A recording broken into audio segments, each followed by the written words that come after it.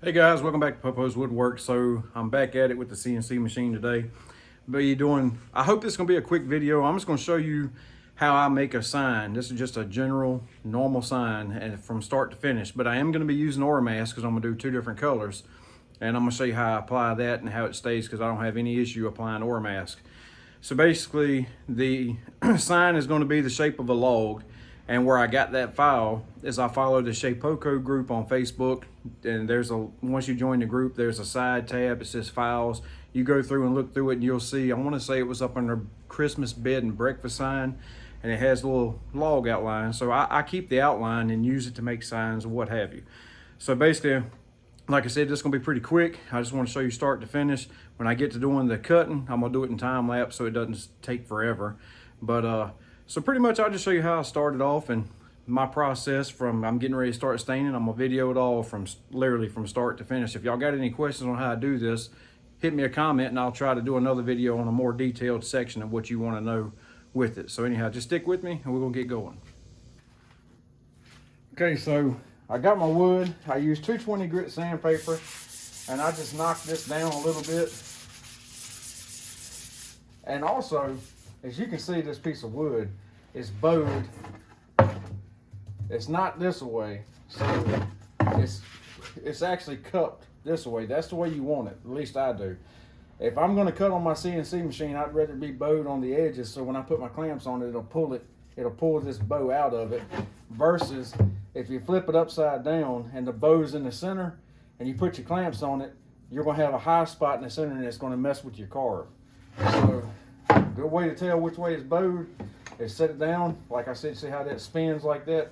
But that's perfectly fine for what I'm doing. Now, what I do after I sand it is I use pre-stain. I'm spilling it. It's a brand new can and it's just wood conditioner.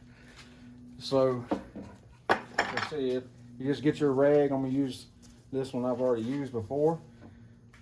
And it's a water-based sealer. And I just wipe it on here. What it does is it keeps that stain from soaking in too far into the wood. You won't have to carve as deep on it. Now I used to, I've been playing with this stuff. I used to seal it, let it dry completely, then go back and stain it. And then I've tried sealing it and then turn around, wait a few minutes and then go back and hit it with the stain, and that works just as good. So you don't have to wait so long on drying times. So what I do is I cover the top. Pretty much I cover everything that I'm going to stain. I get the end grain. Now this, as I've said in previous videos, this water-based sealant is going to make that grain lift up. So if you wanted to let it completely dry, you could. The grain's going to lift and then you got to go back and hit it again with the sandpaper. Now the stain that I'm going to use is Mission Oak by Minwax. Get it from Lowe's. And while I'm doing that, here's my clear coat that I use, Minwax Polycrylic. I really like the polycrylic because it's water based. It dries real fast. The bad thing is it's like 18 bucks a can, but it dries super fast. So anyway, I'm gonna let this set for, it's 10 minutes to 2. I'm gonna let this set for about 5 minutes and then I'm gonna go back and hit the stain and I'll cut you on when I get ready to do that. Okay, so it's so hot out here, this stuff been pretty much dry. So now, which I got gloves on, I can still feel it where the grain has kind of lifted. So I'm just gonna lightly, ever so lightly, just knock that back down with 220. I'm not worried about the edges, I just want the top side. And then kind of knock that little bit of dust off. And you can really feel it smooth again now. So now I'm gonna pop open the top of this, find me another not so wet spot of this rag, and we're gonna hit it. I like to do the edges first before I get it all over my gloves and start smearing it. I really like the color of this stain. It's kind of I don't know, it's kind of like, I like dark stain anyway, but like I like dark walnut, and I don't know, it's in between the oak and the dark walnut. But you know what? Here's where I'm so used to doing things. I might as well go ahead and mess with my OCD now. But anyway, I'm so used to doing the same thing over and over. I just totally did that and didn't need to do it because I'm gonna cut a log out, so the edges are gonna be cut anyway. Yeah, so there was an extra step that I wasted, but hey, that's woodworking. All right, so now I'm gonna go ahead and there's no rhyme or reason by the way I stain. I just get it on there. I put it on kind of sloppy, and then once I get it on there, I just take the rag and wipe it down. Now with stain, for the ones that's not used to doing it, the more coats you put, the darker it'll get. Now if you put it on heavy and leave it for a little bit, it'll get darker. Well, that ain't the way I want it. So I put it on like this, then as soon as I get it all covered, I take the rag, I do a single drag one way to kind of get the heavy stuff off, and then I'm gonna come back and just, I'm not bearing down, I'm just kind of lightly getting it to get all them lines out of it, like that. Now, she's done. So now I'm gonna hammer that down, let this dry. Once this dries, we're gonna put some polycrylic on it. This is the prep work that I'm doing for the Oramask. So we're gonna let this dry and I'll be right back with you. Okay, so the stain, as you can see, stain's dry. So now we're gonna come to the polycrylic. And let's just hope my brush is still soft. Oh yeah, we good to go. All right, so now I'm gonna have to buy some more polycrylic. So now what I do is I just take this and just pretty much I do pretty well. I can't even talk. I do a heavy coat because this right here is what I think makes the Oramask stick really good, where people have trouble with it. They talk about it lifting or not sticking and all that. Wood is porous, so therefore if you don't seal it, it's gonna lift. So anyhow, I just put a coat on it, and then once I get it, I come back and do a light drag just to work my lines back out. The prep work is what I think is the worst part, because I'm impatient. When I'm ready to do something, I'm ready to do it, and I hate waiting for stuff to dry. All right, so normally on a flag I would do the edges, but I don't have to do the edges because I gotta cut this out in the shape of a log, so I'll be wasting my time like I was when I stained it. So anyhow, I do 2 coats. That's the first one, is water based. It's gonna dry real quick. Once it dries, I'm gonna do I don't even know what I do with my sandpaper. It's gonna fail somewhere. Anyhow, I'm gonna sand it real lightly, and then I'll do a heavy second coat, and then we'll be ready to go after that dries. Okay, so I got the second coat of poly on, and it's been about an hour and 10 minutes. It's finally dry to the touch. I just sanded it with 220 grit. Now I'm gonna take my Oracle, which if you want to know the number is Oramask 813, Oracle, Oramask, whichever you want to call it. So basically what I do is I just lay it out, make it a little bit long, find the edge, and then cut it there, get this out the way. Then the fun part when you don't have fingernails.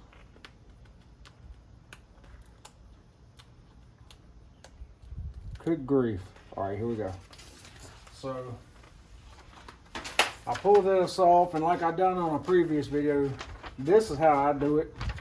I get a bend in the center, try to line it up the best I can, let the center hit and let the outside fall, and then I just kind of smooth out the bubbles. Now here's the kicker. I got this roller that's like a trunk liner roller. This is what I use to press it down. So my first little roll, I kind of go light, and you'll hear if you got any bubbles because it'll have that little squeezy like that right there. There you go, you heard it. And it works the bubbles out. All right, once I get that, then I press down kind of hard.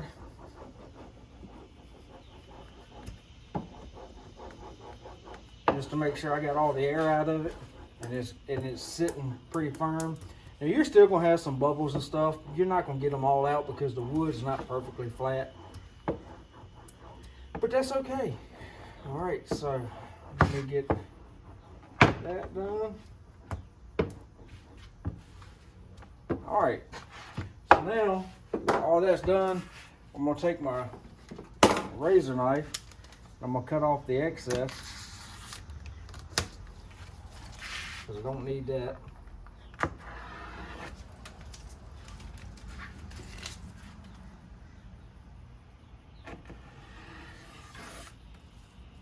All right, now we'll get this top side.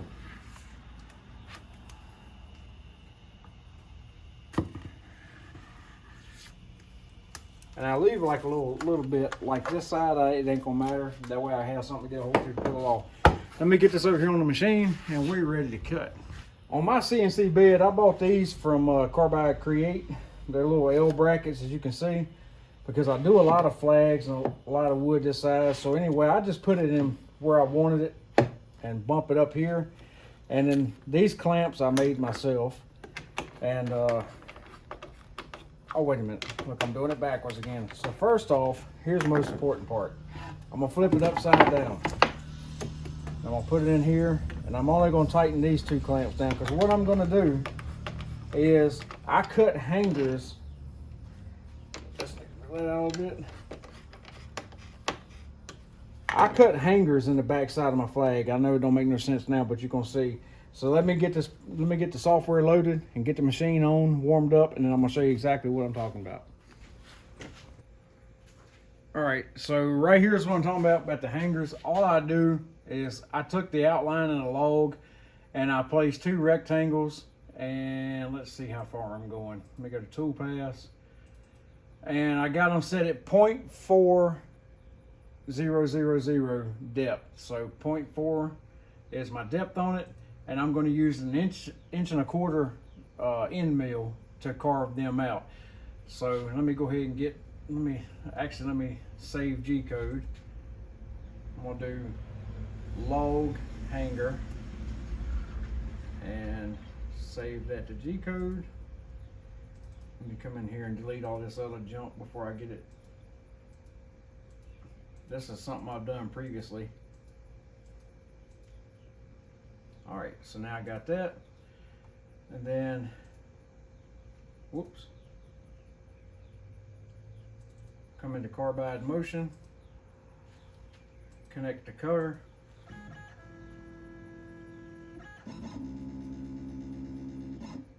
and then we're gonna go to load, and then we're gonna do log hanger. So there's that, and then I'm going to rapid position, bring it to my current X, Y, and Z, and then we'll move you over here where you can see what I'm doing. All right, let's bring you down and back the camera out a little bit. So now what I do is I use the touch probe, put it on the corner. I've already got my 1 1/4 end mill in there. So I'm going to go to done, and I'm going to go to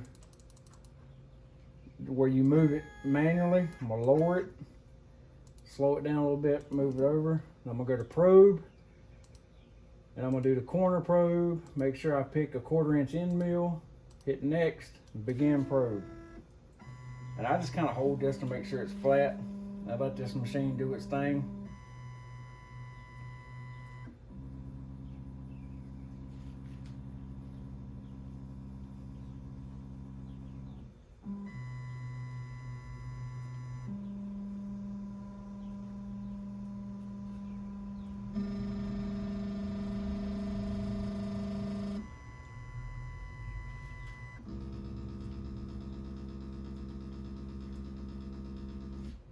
All right, now it knows where the wood is. The reason I do that is because where I'm placing these hangers, it's got to be right, because it's going to be on the part of the log. All right, so now I'm going to go ahead and speed it up from here, cut the machine on, and go ahead and cut these two hangers. It won't take long to cut these two.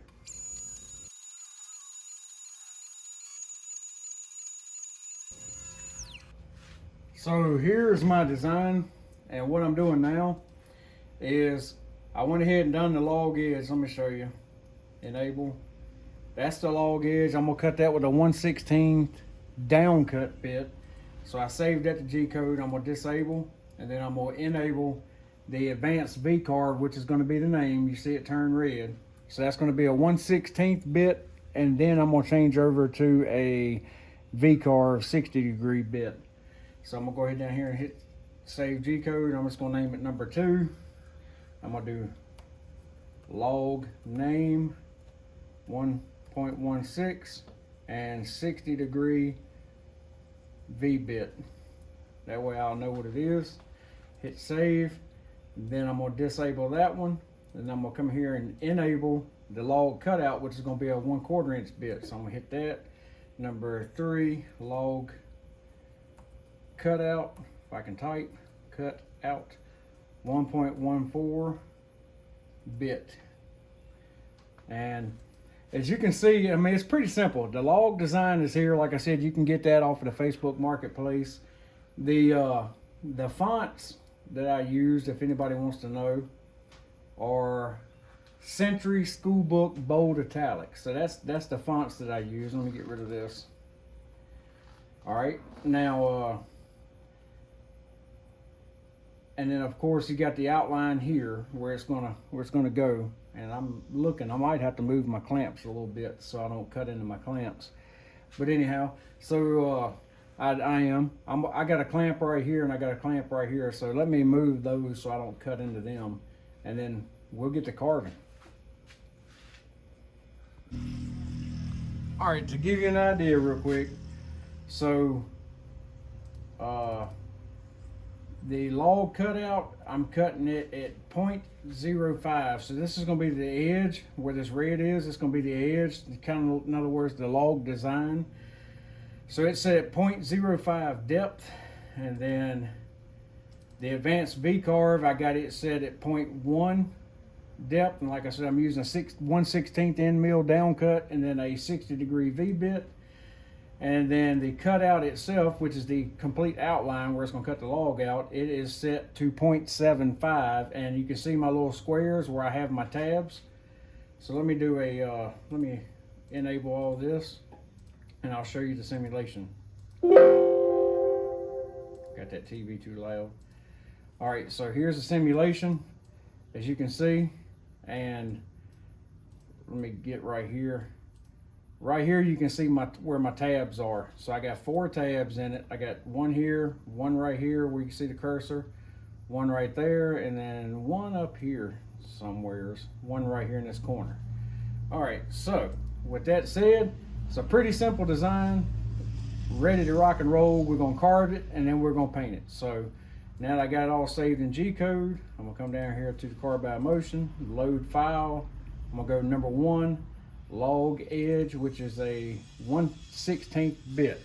So let me move you over and show you the bit change to get that going. Now the bits that I use when I do advanced V carve, since I don't have a bit setter, I use collars. And I got my collars, if you look right there, I got my collars and the little tool from PWN CNC. Check them out. You get 4 collars and you get a little tool where you set the depth of them. It's not that bad. It's like 20-something bucks. It's well worth it. That way you can use your advanced V carve feature and you don't have to have a bit setter. Let me go ahead and get this thing installed into the router. Okay, so I got my 1/16 bit in with the collar. I'll show you real quick for the ones that's wondering. Here's my 60-degree V bit, and it's got the same collar, and it's exactly the same depth as that one. That's what makes the V carve work. And here's the little box kit that you get. Like I said, it's from PWN CNC. What you do is you put the bit down on the inside, it stops, and you got these washers in here, and once it stops, you got this little kit. You put it in here, line up these little pins, close it, and then you take the Allen wrench that's included and you reach it in here and you tighten down the collar. That way you know that the bit is set the exact same depth, and it works outstanding. I love it. So anyway, let me get this thing lined up with the touch probe, and then we'll be ready to carve.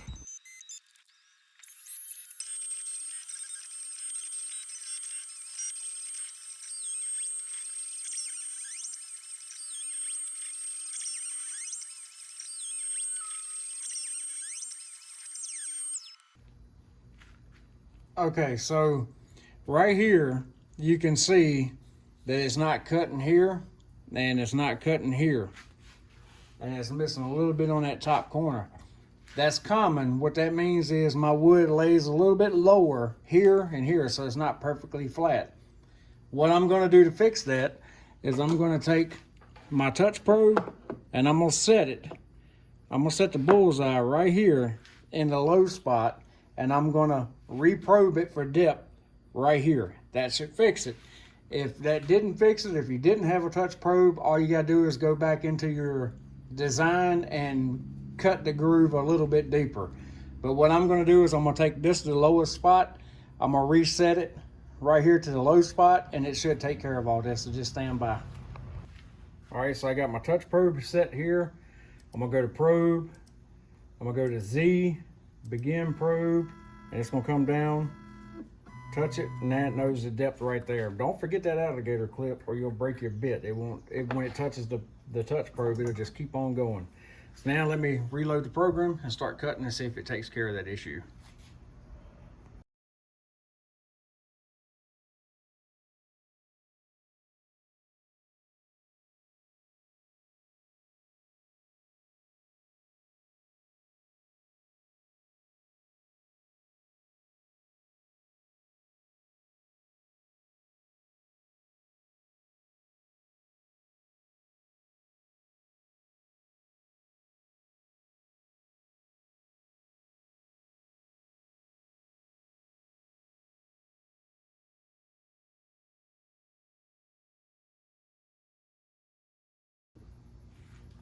Now here's something I do. I'm getting ready to carve the letters. So my letters are gonna be in the center. So I always just re-zero the bit in the center just to make sure the bit's going to be right. So I'm going to go to run, main jog. We'll go to probe and then begin probe. That way it knows the depth right there, dead center of the wood, so it doesn't mess up the letters on the V carve. All right, let me get my clip out the way and then get my probe out the way. And now we'll go to run, load program, log number 2, 116, 60 degrees. So now I'll hit start, cut that on.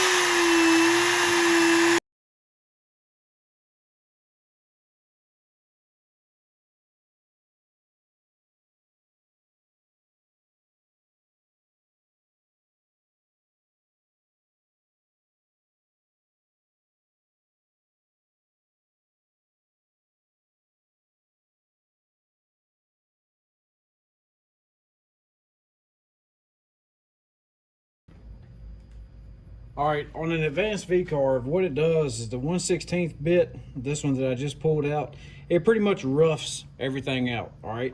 Then the machine will say, it'll stop on its own, it'll say you hit resume, then you insert the 60-degree V bit, which is what I'm doing. I'm not gonna have to do another depth because it's not gonna let you set the depth on it.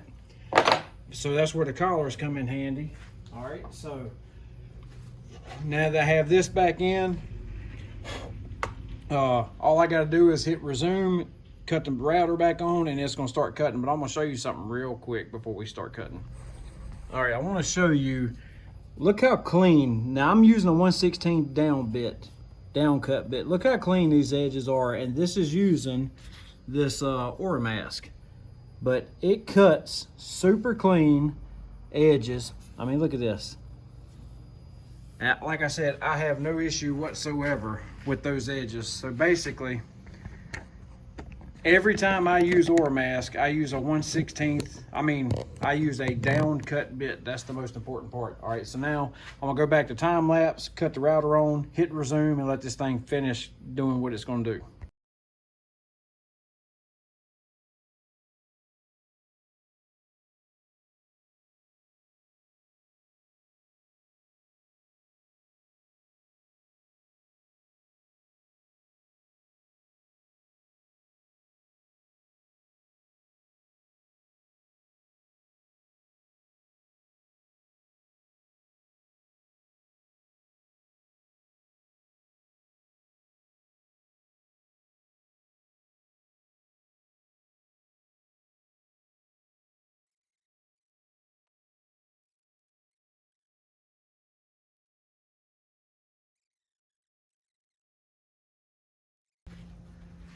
Okay, so this is dry finally. So now I'm gonna use a 1/4 inch end mill. Now this is a upcut. This is the one that actually came with the Shapeoko. So let me get it in the router and I'm gonna show you. You see how clean these edges are with the down cut? I'm gonna show you what it does to, I'm gonna leave this paper, the Oramask on, I'm gonna show you what it does to the paper when you actually use an upcut bit.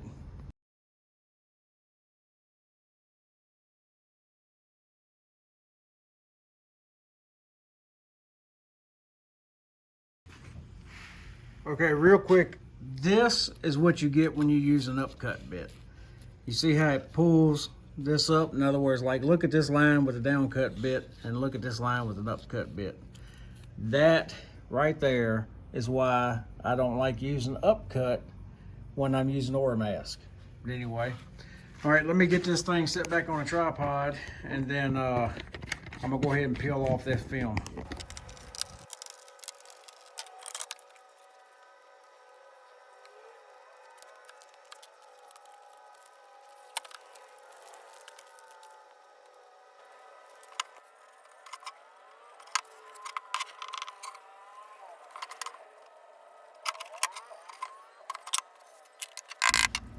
All right, so it's done. There's only one thing left to do. Flip it over. And right here you can see my flag hangers. So all I gotta do is take the old brander and put my brand on it.